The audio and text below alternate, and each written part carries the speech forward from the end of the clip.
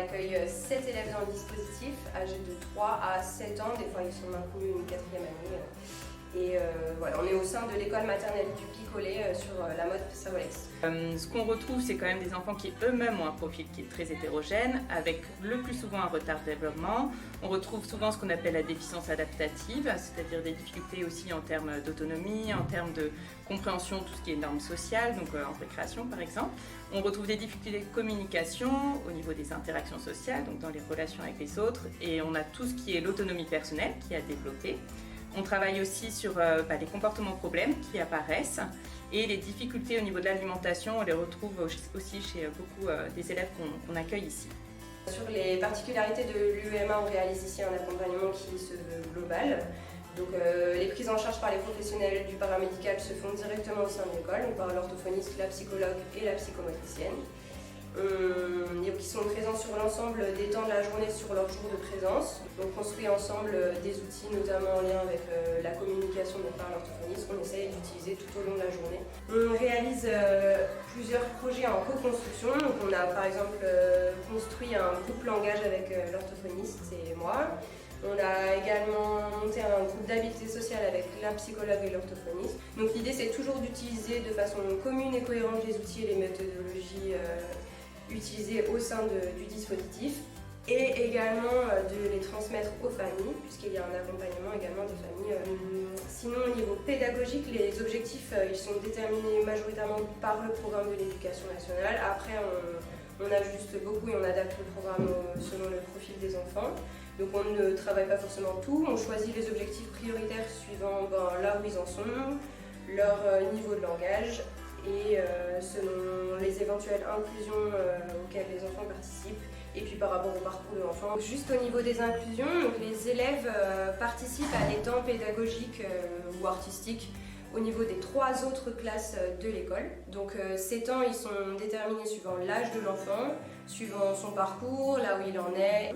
C'est-à-dire qu'on choisit ces temps pour que ce soit pertinent par rapport à l'enfant et du coup on ajuste ça tout au long de l'année. Donc l'idée c'est de construire ensemble le projet de l'école donc par les inclusions inversées. Donc on a monté pas mal de projets avec les autres enseignantes, donc notamment un projet potager, les inclusions inversées cuisine et on a fait pas mal d'activités sinon au sein de l'UEMA. Donc on a fait un mini-camp l'année dernière où on est parti avec une nuitée dans les Vosges. Au niveau des enfants, on va travailler spécifiquement autour de l'autonomie. Donc l'idée c'est d'arriver à développer au maximum l'autonomie des enfants. Pour ça on va utiliser plusieurs outils, notamment la visualisation. Donc la visualisation ça va être l'utilisation de supports soit sous forme de pictogrammes, soit sous forme de photos en fonction des besoins des enfants. Et on utilise aussi beaucoup la guidance, donc soit de la guidance physique, de la guidance gestuelle ou de la guidance vocale, sachant que l'objectif à terme c'est toujours d'estomper tous ces supports. Une partie qui est très importante aussi, qu'on utilise très souvent à l'UEMA, c'est la salle sensorielle. Donc la salle sensorielle c'est vraiment un espace sans contrainte pour les enfants, où là les enfants vont soit aller à la recherche de stimulation, soit plutôt chercher l'apaisement. Donc ça va vraiment dépendre des besoins des enfants. Et donc à domicile, l'éducatrice, elle va vraiment travailler sur le côté éducatif. Donc on fait notamment le lien avec ce qui se passe dans la classe. On va aussi accompagner les enfants et les familles sur l'extérieur. Donc pour tout ce qui est le soin, sur les rendez-vous chez le dentiste par exemple, chez le médecin, sur l'accompagnement aux courses par exemple, si c'est des moments qui peuvent être problématiques, ou encore sur les centres de loisirs aussi, sur tout l'environnement de l'enfant.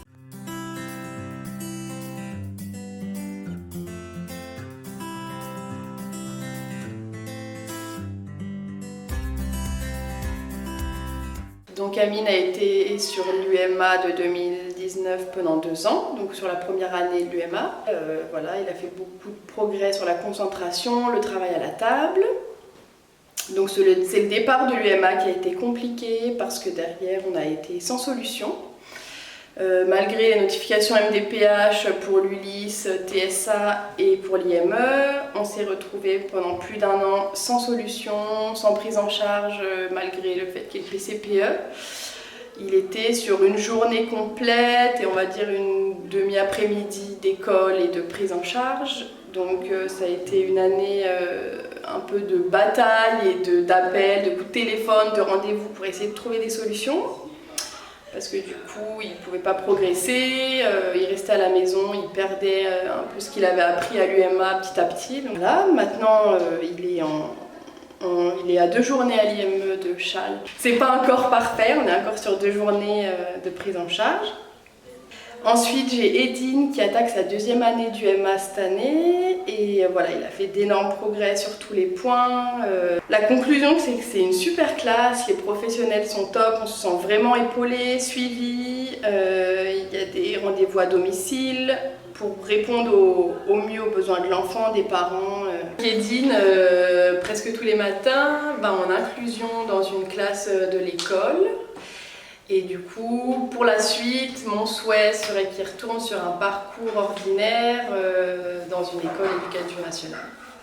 L'arrivée de jeunes enfants, qu'on dit différents, mais qui ont pu totalement être intégrés et surtout faire de cette différence une richesse, bien sûr pour eux et leurs familles qui ont pu être prises en charge avec les équipes de l'éducation nationale, de la PEI et aussi de la ville. Et c'est avec grand plaisir que nous avons mis à disposition des locaux, du personnel et puis surtout d'être à l'écoute des besoins particuliers sur l'inclusion du temps du repas ou la cuisine municipale qui est une cuisine en régie directe de la ville a pu s'adapter pour répondre au mieux et permettre à ce que tous les enfants participent ensemble à ce moment fort de la journée qui est le partage du déjeuner. Comme maire de la Motte-Servolex et avec les équipes qui m'entourent, je suis très soucieux de la suite et du développement de l'UMA, non pas seulement au sein de l'école du Picolet, où maintenant les enfants, les équipes se côtoient, partagent des moments ensemble, mais aussi à ce qu'il y ait un rayonnement avec les organismes et les sites qui environnent l'école du Picolet, de façon à ce que ce soit bien sûr toute la vie de ce secteur, mais de la ville aussi, qui soit concernés, touchés et qui partagent cet avenir autour de la différence et de la complémentarité entre nous. C'est la 4e rentrée pour l'UMA de la Motte-Servolex. Donc nous avons constaté de très belles évolutions des élèves, tant sur le plan du comportement qu'au niveau des apprentissages éducatifs et scolaires. Aujourd'hui, nous avons des retours globalement très positifs de la part des familles, des professionnels, de l'école, pour l'accompagnement de ces élèves. Globalement, nous avons entre 1 et 3 classes par année. Nous avons mis en place cette UMA avec l'éducation nationale, même si l'UMA est portée par le DIM phare de la PEI de Chambéry. Une question qui nous préoccupe aujourd'hui beaucoup, c'est l'après-UMA. Nous comptons à ce jour 3 élèves qui sont retournés à domicile après leur scolarisation à l'UMA, faute de place dans les IME ou dans les dispositifs inclusifs de l'éducation nationale. Alors, après 3 ans de fonctionnement du dispositif UMA, nous avons une meilleure visibilité de ce que pourrait ou devrait être la poursuite de scolarité des enfants sortant du UMA. Toutefois, on ne peut jamais prédire ce que pourrait être cette poursuite de scolarité.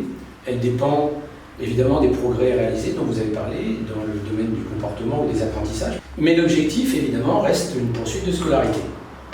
Alors, cette poursuite de scolarité aménagée, accompagnée, si nécessaire, autant que nécessaire, dépendra des progrès de l'enfant, et elle doit pouvoir se faire dans nos dispositifs ULIS, ou bien dans une UEA, ou bien dans un autre dispositif le plus adapté possible pour chacun de ces enfants.